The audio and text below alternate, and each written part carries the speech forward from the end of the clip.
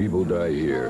You know them even though you've never met them. Their calling card is fame. Because this is Hollywood, where the lights dim, the line between fact and fiction blurs and fades away. I'm Ben Gazzara. And tonight we'll explore some of the mysteries surrounding Marilyn Monroe, Lana Turner, John Belushi, Freddie Prinze, as well as one of Hollywood's most enduring puzzles, the murder of William Desmond Ted. We'll be on half an hour. No. We will be combining dramatic recreation staged for the camera with actual film clips and newsreel footage. In any interview where the name of the person speaking is superimposed on the screen, you will know that the person speaking is real. The makeup tonight is flesh and blood. The script is headlines and hard news. The story about people who lived, people who died, people who left their mark.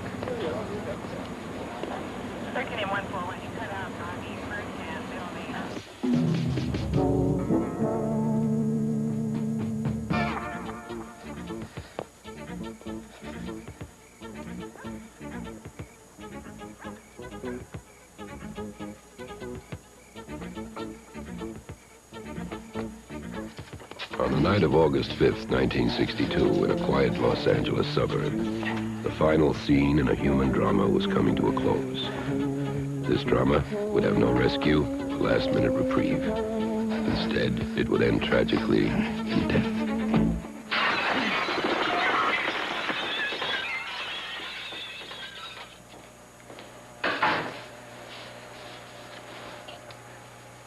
The unembalmed body is that of a 36-year-old, well-developed, well-nourished Caucasian female, weighing 117 pounds, measuring 65.5 inches. The scalp is covered with bleach blonde hair. The eyes are blue.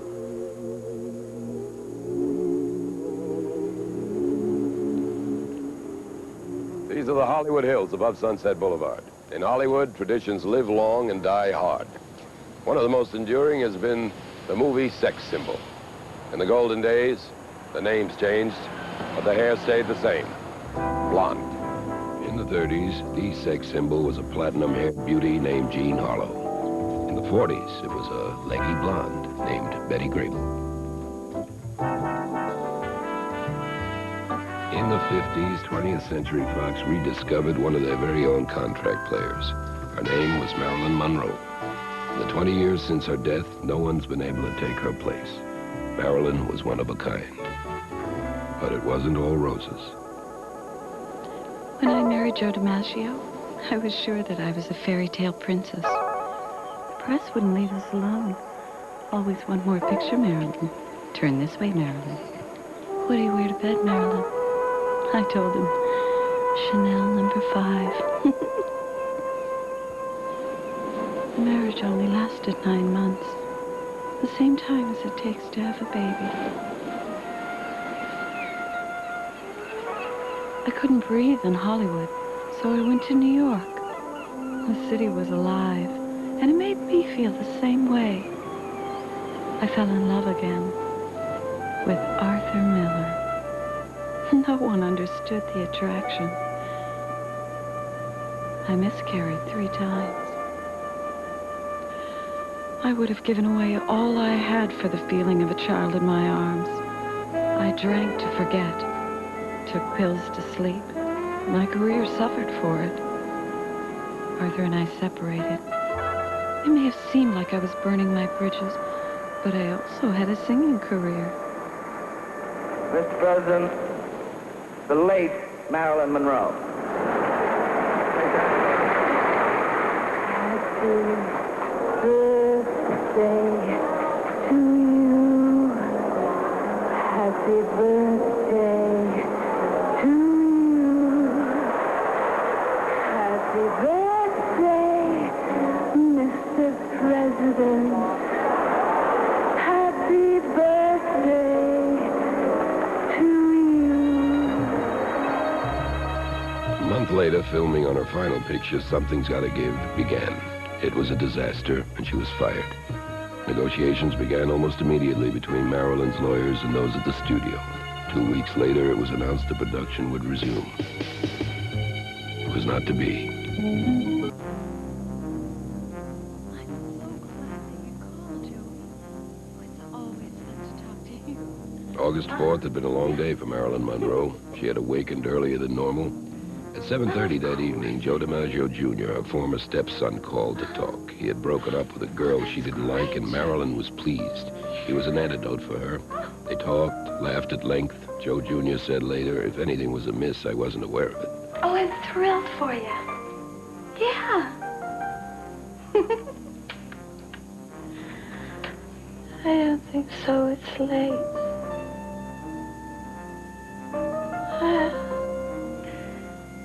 No. Not tonight. A bit later, Peter Lawford called to see if Marilyn had plans for dinner. The words were slurred, her voice was fuzzy, and Lawford grew even more alarmed with her good night. Thanks anyway, Peter. Say goodbye to Pat.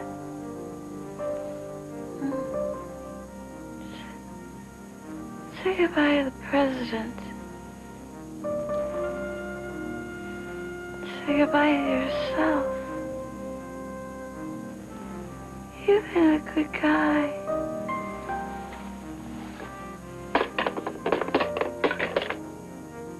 It was too final a goodbye. Lawford started a fast series of calls, alerting Marilyn's lawyer, who immediately called her housekeeper, who had a separate phone line. The lawyer called me about 9:30 that evening and asked me to check and see if she was all right. Of course. I'll be glad to.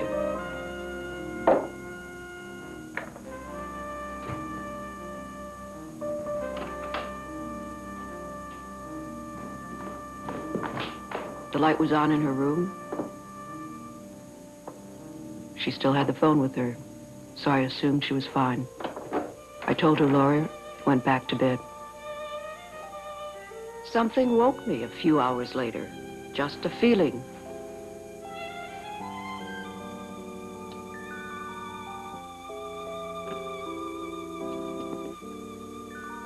And when I went to check her again, I could see the light was still on. That wasn't like Marilyn at all. It frightened me. Marilyn? Marilyn? The door was locked, and Marilyn didn't respond to my calls. Marilyn! Marilyn, answer me! Are you all right? I called her psychiatrist, and he came right over. Neither one of us could force the locked door, so the doctor used a fireplace poker to break a bedroom window and climb in.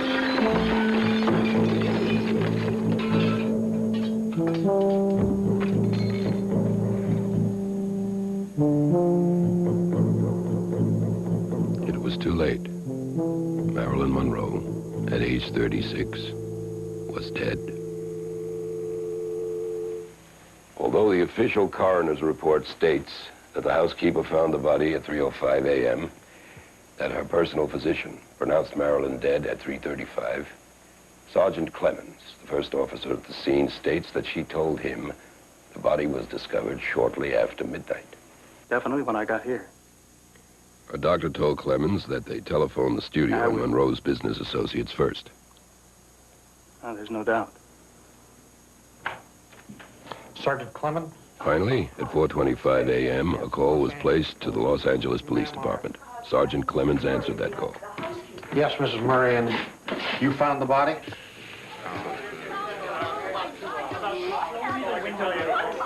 I had a funny feeling about the whole way this thing laid out. I'm convinced the body had been arranged. The whole bedroom, maybe.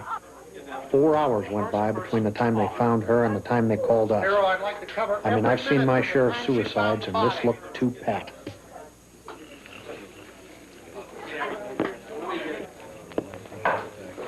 I didn't see a drinking glass anyplace. 2 of Marilyn's doctors were at the scene, and I wasn't too choked up with their attitudes, either one of them. They weren't particularly cooperative. Not that they didn't answer my question. It's just that they didn't tell me much when they did. And the housekeeper's busy doing a load of laundry. 5 o'clock in the morning, Marilyn Monroe lying dead in a room down the hall, and she's washing clothes. The doctor stated he'd prescribed Nembutol for Marilyn the day before, 50 capsules. Sergeant? I asked where they were. He got the bottle off her nightstand, a bottle I hadn't recalled seeing before. That time lapse always bothered the hell out of me. I'd like to know who was called from that phone.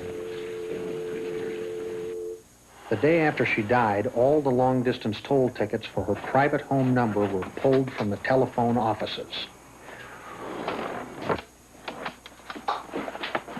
Then there were all those rumors about her diary that the deputy coroner claims he read the day he signed the death certificate, filled with CIA death plots she supposedly heard about through Kennedy. That was never found either. The funeral was August 8th. Joe DiMaggio took care of the arrangements. There were fewer than 20 people invited to the service. The official coroner's report, written by Thomas Noguchi, states that she died of an overdose of sleeping pills. Cause, probable suicide. But there are those who believe Marilyn's death was not at her own hands. Milo Spiriglio is a man obsessed with proving Marilyn Monroe was murdered. We've uncovered numerous evidence that proves beyond a shadow of a doubt that Marilyn Monroe was murdered. Spiriglio bases his assumption on what he considers was a doctored autopsy report.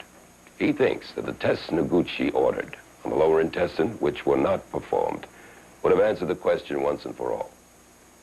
Murder or suicide? Dr. Victor Rosen is a forensic pathologist, and he disagrees. In my review of the autopsy protocol and the subsequent toxicologic studies, I find that the procedures followed were all within the realm of acceptability in forensic pathology, and I would consider the autopsy protocol to be a thorough one and a complete one, considering the state of the art in 1962. When you do an autopsy and there's 47 pills swallowed, there has to be a residue of some of the pills. It was never found.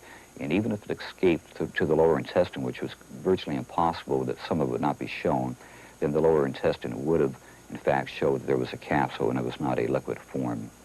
Even with a very large dose in an individual who has some tolerance to the drug, there may be complete emptying of the stomach, dissolution of the material, absorption in the blood, with no trace whatsoever left at the time of the autopsy. Now, we know, based on the investigation, she died by being injected by a hypodermic needle. A bruise was found on her hip, now omitted by Dr. Noguchi, but no hypodermic needle, no drinking vessel was found in her locked room. I note that there was some bruising on the skin in the hip region, and forensic pathologists are always attracted to a bruised area of the body as a site of possible trauma or possible injection. The examination of that site would be very carefully carried out, and I note that the autopsy protocol records no evidence of any needle puncture marks whatsoever on the remains of Miss Monroe. 4:30 a.m., Jack Clemens receives a phone call that Marilyn Monroe is dead. He notices the housekeeper. She's washing clothes. He also wonders why there's no vomit. When a person dies of an overdose, they normally vomit. In a large number of autopsies that I have personally performed on barbiturate overdosage, I have found no evidence of vomiting. And it is indeed not unusual to find individuals dying this way with no evidence of vomiting. I checked with Abbott Laboratories in Chicago. They manufacture this drug. They told me that the drug has a yellow dye, a stain in it. And if several were taken by a person during an autopsy, the yellow dye would stain all the way through the throat down to the stomach lining. Sometimes in autopsy examinations, when pill residue is present still within the stomach or intestine, we may find some staining of the mucous membrane. When Dr. Thomas Noguchi performed the autopsy, he stated that the yellow dye did not exist. However, in most cases, there is sufficient breakdown of the pill residue and the capsule material to avoid staining.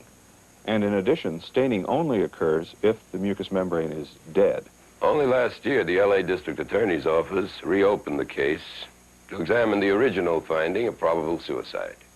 Despite their determination that it was indeed suicide, the skeptics remain.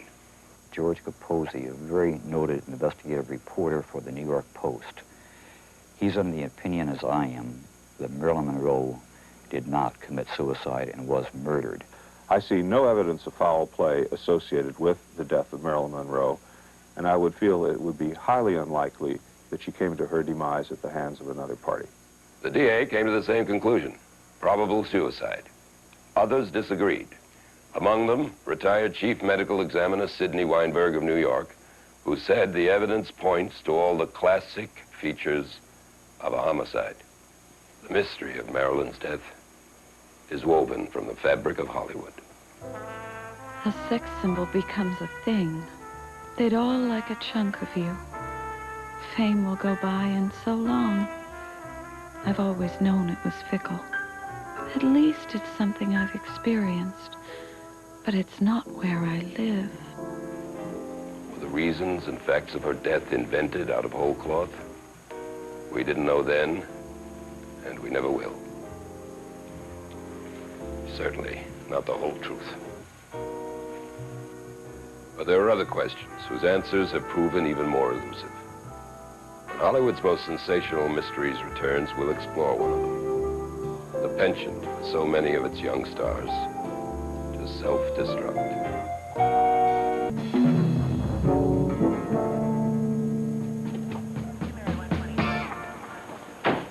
Hollywood is a town that seems to devour its own. Now, what mysterious thing drives so many to charge full-blown toward the edge? Freddie Prinze was a young man who had it all. Literally an overnight sensation as a stand-up comic. He parlayed success into a hit television series, Chico and the Man, and had just signed a long-term contract with a major Las Vegas hotel for a reported $1 million. Freddie had grown up on New York's mean streets, with stardom in his grasp. Friends said he was obsessed with live fast, die young, leave a good-looking corpse, like his idol, Lenny Bruce. His late co-star, Jack Albertson, said that Freddie had told him he'd never live to see 30. He didn't. In 1977, he was living in a rented condominium. Depressed over a recent separation from his wife and baby son, Freddie joked with a guest while he played with a .32 caliber pistol and shot himself in the head. Originally ruled a suicide, an inquest last year changed the verdict to accidental death. Who can say? Prinze was 22 years old.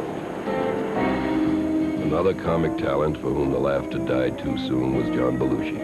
A graduate of the Second City Improv Group in Chicago, he went on to national stardom as one of the original cast members of NBC's Saturday Night Live, where he turned a series of hilarious characterizations into a leap to the big screen.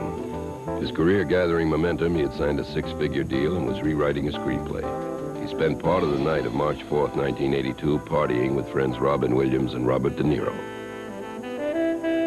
His body was discovered the following morning, death attributed to a drug overdose of heroin and cocaine. Originally ruled an accidental death, the LA grand jury has reopened the case, charging a Canadian woman with second-degree murder. The comic was 33 years old. Fate is defined as the will by which things are meant to happen. It's also defined as doom. In 1976, Sal Mineo, returning from the rehearsal of a play in which he was to appear, was stabbed to death in the carport behind his apartment building. For nearly 3 years, the mystery persisted. Newspaper stories intimated that his death might have been related to dope or to a homosexual love affair which ended badly. Then, in 1979, the suspect was indicted, tried, and found guilty. The motive had been robbery. He had no idea who his victim was. Mineo was 37. All mystery is not necessarily crime-related, just as not all our stories tonight deal exclusively with murder. A good mystery can sometimes have as little substance as the soft mist of fog. Surely, the shroud of mystery which hung over the lives of Sal Mineo and 3 others is a perfect example. Perhaps fate predestined that 4 fine young actors would be cast together in a single classic film, and by a cruel twist of that same fate, It would later snuff out all four shining lights far too soon. 1955's Rebel Without a Cause served as a battle flag for an entire generation of young moviegoers. As always, the film outlived its stars. First, its star James Dean was killed in a head-on crash of his sports car. He was 24. Then, in 1968, co-star Nick Adams died of a massive drug overdose. He was not known to have a drug problem. The police were never able to ascertain how the drugs entered his system. It was ruled he died of natural causes. He was 37. Finally, in 1981, Natalie Wood, spending Thanksgiving weekend aboard her yacht, drowned accidentally following a fall into the icy waters off Catalina Island. Of the four stars, Natalie's life had been the longest. She was 43. In this house, gangster Bugsy Siegel, the man who had made Las Vegas the town it is today, was shotgunned to death in 1947. Some of Hollywood's biggest stars were among his closest friends. Jean Harlow was godmother to his daughter. His murderer was never caught. There was a real-life connection between Hollywood's public enemy inventions like this prop gun and the genuine article. Now, some stars failed to see the difference. It was a mistake. Because not all mysteries afford you the luxury of weapons and motives. Now, why does someone, a legendary someone, find herself inextricably drawn into a situation beyond her control?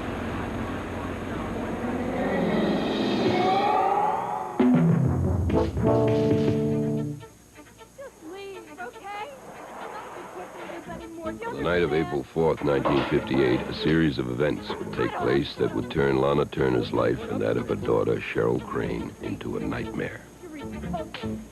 Nobody talks to me that way. Get out of my house! I ain't going nowhere. I doubt it. I swear to God I will. Be my guest. I hate you! Damn you! Just leave me alone!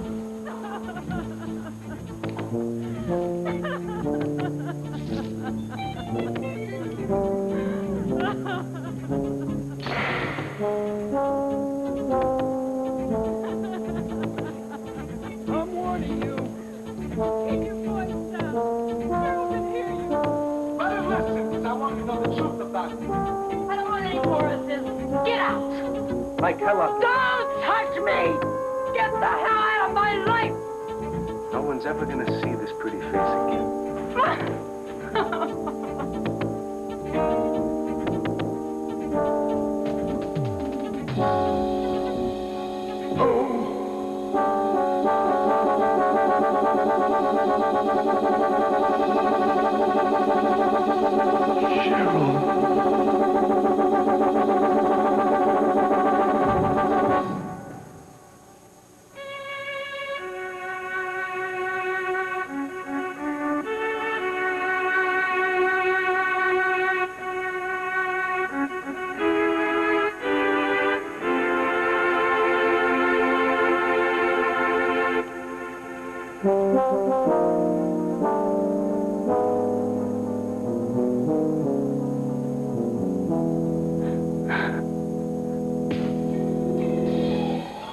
When Hollywood's most sensational mysteries returns, we'll look closer at this strange saga in the life of Lana Turner.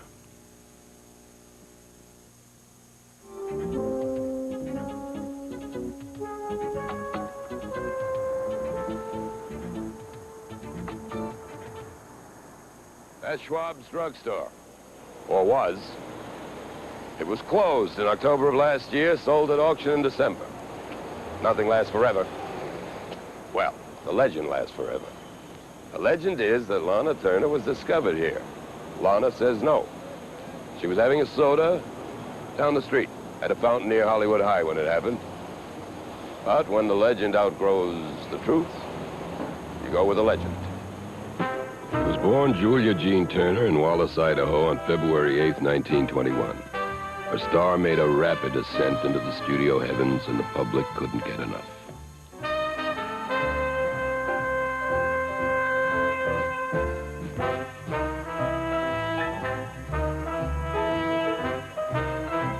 cast in a series of films opposite the best actors in the business.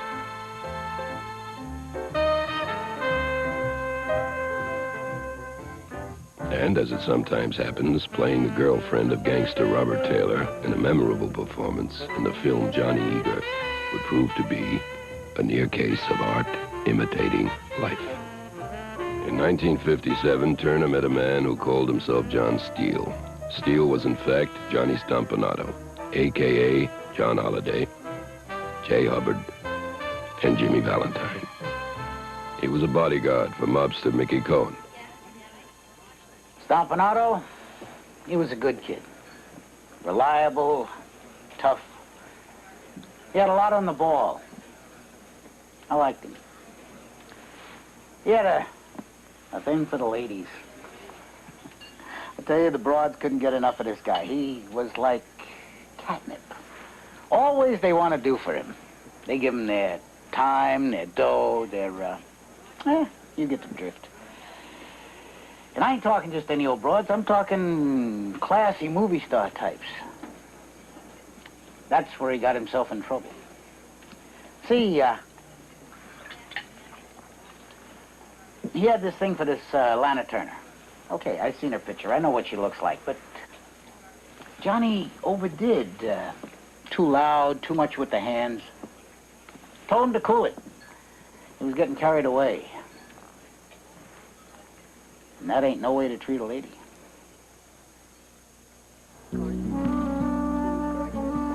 Stampanato's mercurial relationship with Lana was both violent and tender. From brutal arguments on a London movie set, which resulted in his being deported by Scotland Yard, to a reconciliation together in Acapulco. Prior to their Mexican trip, Johnny had surprised Lana's 14-year-old daughter, Cheryl, with a gift. A horse her mother had learned to ride while under contract to MGM. Okay. Bye, Mom.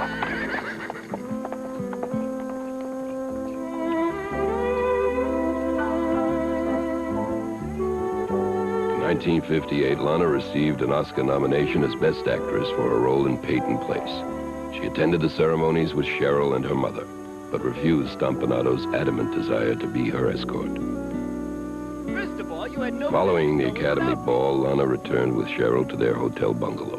Stampanato, uninvited, was waiting. And no drinks! In a violent mood, he again attacked her physically. In the past, he had threatened to cripple her, disfigure her face, and worse, kill her mother and daughter. Lana, in fear of her life and that of her family, tried to handle it herself. It was a mistake. On Good Friday, in her newly rented Beverly Hills home, there was one last violent argument. Hearing the shouts, thinking her mother was in physical danger, Cheryl took a knife from the kitchen, intending to frighten Stampanato, but instead stabbed him. He died within minutes. Are not allowed. I understand, Mr. Turner. I'm very sorry, but I have to ask you. News hit the stands with a flurry of activity. The press put on a show of carnival proportions, with one headline out-sensationalizing another. Every tear-choked moment was poured out to the public, and they couldn't get enough.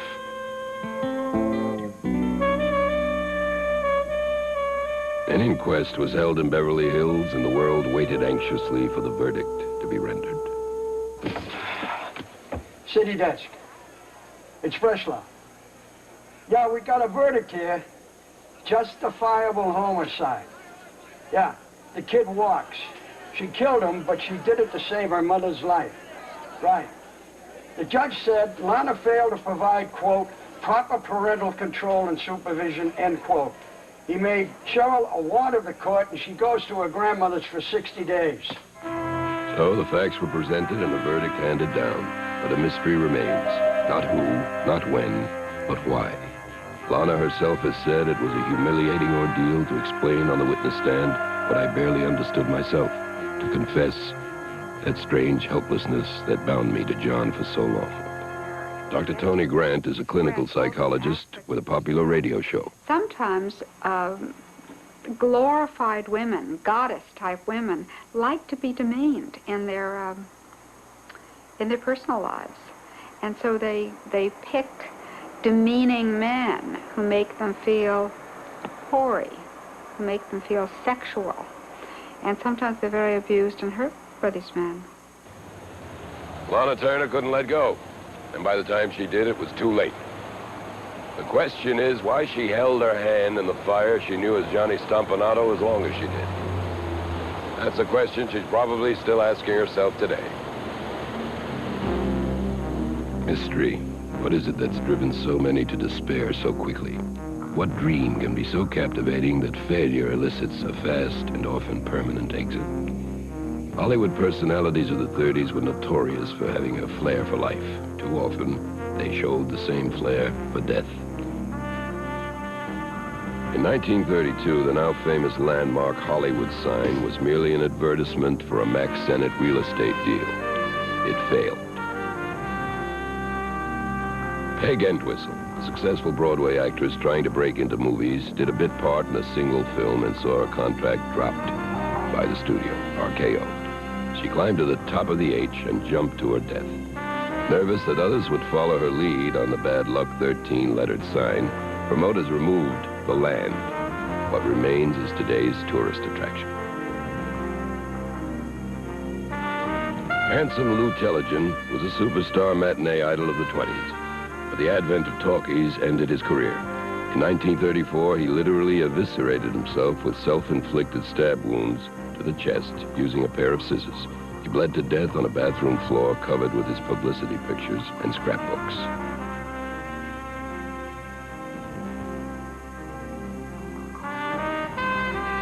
Wheelie Andre was a beautiful model who managed to get her name into all the newspaper columns, but not her face on film. She piled her press clippings together, sat down in them, and burned herself to death. Successful character actor Albert Decker, whose wide-ranging career included roles in everything from Seven Sinners to Dr. Cyclops, hanged himself from a shower rod in his bathroom. He was wearing a rope harness and had printed obscenities on his body in lipstick.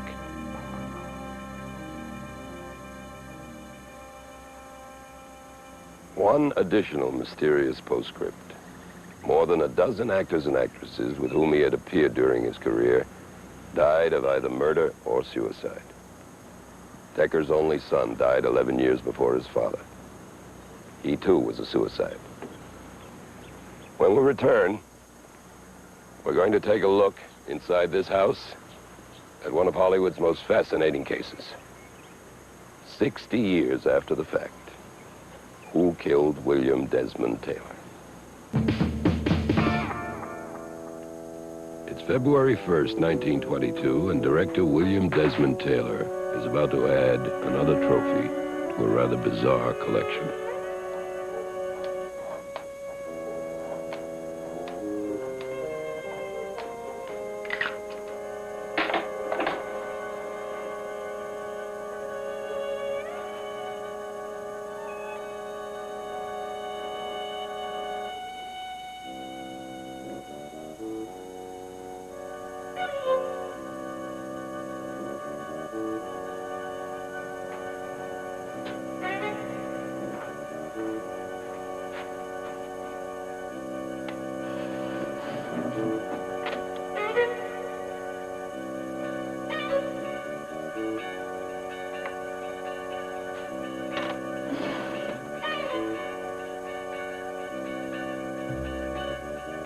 Several hours later, as he sat at his desk,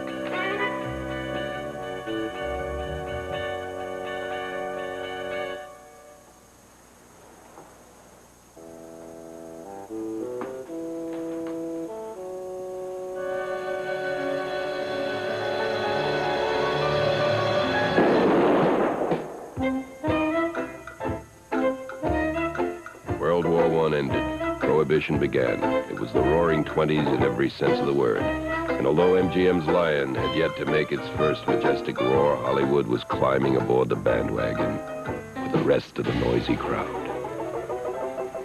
By 1922, Hollywood had gained the reputation of being not only the most glamorous, but also the most corrupt city in the United States. The movies hadn't yet learned to talk, but brother, could they make a lot of noise. People like William Desmond Taylor. He was tall, handsome, charming, with a vast creative appetite and a sexual hunger to match. Sometime between 7:40 and 8:15 on the night of February 1st, 1922, while Taylor sat at his desk filling out his 1921 income taxes, someone walked through that door and shot him once through the heart with a .38 caliber revolver. His death opened a Pandora's box of secrets that sent Hollywood reeling. All right, let's Director of great stature, Taylor was one of the earliest heads of the Directors Association. He was also an actor. I say, can we get a calmer horse?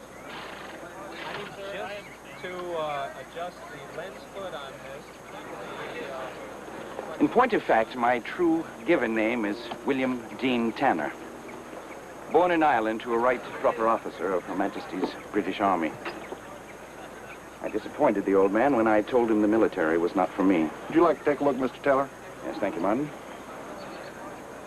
Yes, that's excellent. The stage beckoned, and so he sent me to America. I served a captaincy with the Canadians during World War I. I even sat out a 3-year term incarcerated in a British prison. But it was time well spent. It was the matter of a lady's reputation to protect. Yes, Jake, what is it? How's this, Mr. Taylor? That's fine, looks good, but it's a little neat. Dirty him up a bit, will you? I worked my way across to New York, where I had a good bit of success in business. There was still a void. I took a bride who bore me a daughter. And yet I hungered for something which I did not have. So, in the fall of 1908, I packed some things, withdrew $500 in cash from the office account, and disappeared to Hollywood to become William Desmond Taylor, screen actor and director. Admittedly a selfish and rather ungentlemanly act, but it was the adventure that I'd always sought. And if you would have been there, you would have done the very same thing. Mark me. You would.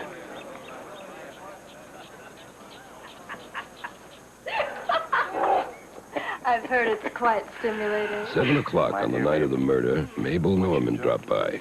She was the reigning queen of the Mack Sennett comedy empire. Beautiful, vivacious, a girl who lived life on the edge.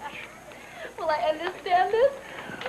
You may Taylor gave her a book by Freud, considered quite racy for the time. And amuse yourself by looking at the little pictures. Oh.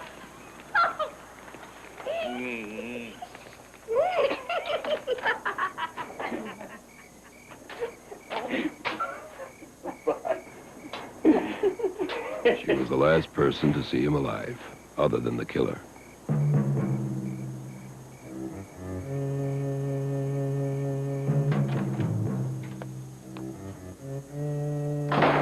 Butler Henry Peavy didn't know it, but he was in for a bad day. Mr. Taylor? Mr. Taylor? God, they've killed Mr. Taylor! Mr. Taylor's dead! They've killed him! Help! Mr. Taylor's dead! Peavy's screams were heard by Taylor's next-door neighbor, actress Edna Purviance, who made the appropriate calls. No, I didn't call the police. After all, he was dead. Nothing could be done about that. And I know where my priorities lay. I called Mabel. Yes, I was there. I ran over as soon as I got Edna's call. And I wasn't the only one either. Those studio people were like a swarm of locusts. Hiding his liquor. Burning his papers. Sheer madness. Actually, I was looking for a few letters to prevent terms of affection from being misconstrued. I never found them. Cops did. Stuffed in a writing boot, of all places. As it so happened, I wasn't the one who had to worry. It was Mary Miles Minter, all of 22. Works with Chaplin all the time. Little Miss Innocence. The letter to William was not at all what her adoring public expected of dear, sweet, innocent Mary. I did love William Desmond Taylor, deeply and tenderly, with all the devotion a young girl gives a man of his poised position. tabloids wrote a mess of filth about Mr. Taylor and myself. The papers are having a regular tea dance about it all. They're saying that Taylor was carrying on with all of them. Mary, Mabel, even Mary's mother, Charlotte Shelby. I'll tell you something about that Mrs. Shelby. She had quite a little investment to protecting that daughter of hers, her $1 million baby. And that scene at the funeral didn't help much. It was an open casket. Rumors had it I kissed William goodbye. What nonsense. And even if I did, it would have been an act of love and faith. And there's nothing wrong with that. The police search of the premises turned up Taylor's collection of souvenir underwear. A stash of erotic pictures of Taylor in the company of a number of recognizable female stars of the day. And a silk kimono, allegedly monogrammed MMM. The innuendo was hip deep. The police ruled out robbery as a motive. The 2-carat diamond ring, a platinum watch, and $78 in cash were found on the body. But even with no solid leads, there was no end to the list of suspects, both male and female. Did you know that Charlotte Shelby, Mary's mother, owned a pearl-handled .38 caliber revolver? Yes, and she was seen practicing with it just before the killing. Yes, I own a gun, but I've never used it on a living soul. People said they overheard me threaten Taylor at a party. Well, I'm not saying I did, and I'm not saying I didn't. After all, what's a mother to do if not to protect her baby? The man was 50 years old, and I think his interest in my daughter at best could be called unseemly. Well, of course, the talk is all about Mabel's $2,000 a month cocaine habit and how Taylor beat up a man who was blackmailing her. I don't really think she could have done it. Do you? Remember, they say Taylor's own brother was fobbing himself off as William's valet. A common thief hiding out from the law. True. William told me he'd kill that baby brother of his if he ever got the chance. Do you know the man's disappeared? And something tells me we'll never see him again. I'm leaving on a European holiday in the morning. The police must be convinced of my innocence. They haven't asked me a single question. Well, if they have no cause to suspect me, I guess that should stop the wagging tongues of the others. I'll board that ship with clean hands. Impeccably so.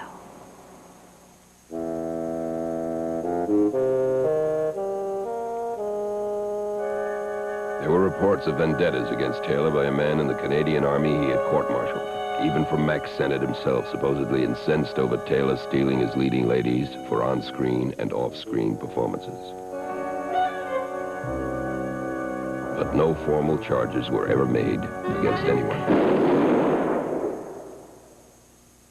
I can't tell you that, because if I do, I'll have... 2 Hollywood observers remember the murder. ...the whole business. But certainly it could have been very easy to do. It was a justifiable homicide if I ever saw one. And people who hated him and were jealous of him, as there have been about everybody else, including presidents. So there's always people standing in line to knock you down or even to kill you. In my mind, the murder of William Desmond Taylor was not an unsolved mystery. We were all pretty sure who had done it, and we knew that the district attorney agreed with us. And so we just said, well, all right, he got what was coming to him and went on about our business. It's quite possible that he was killed by somebody that had nothing to do with the motion picture industry. Mary Miles Minter was concerned about her own career and herself and whether this would, how it would work out. I'm sure that she deeply loved Taylor and was, to a great extent, destroyed by his death. I don't think she ever got over it. And there's a story that she came to the funeral and bent over the coffin and kissed him goodbye, which I think would be, I don't know if it's true, but I think it's a perfectly natural thing for her to have done. Oh, I don't remember Mary Miles Minter kissing the corpse of William Desmond Taylor at his funeral. I believe that Mary Miles Minter and her mother and Mabel Norman were completely innocent. Mary Miles Minter was finished as an actress. Appropriately enough, the title of her last movie was The Drums of Fate. Mabel Normand was roundly denounced in the press, but her public exile was short-lived. She died of tuberculosis in 1930. The case had all the elements of a Hollywood movie. Beautiful women, handsome leading man, money, sex, mystery, everything but a happy ending. And no writer ever scripted the finish. To this day, no one knows who killed William Desmond Taylor.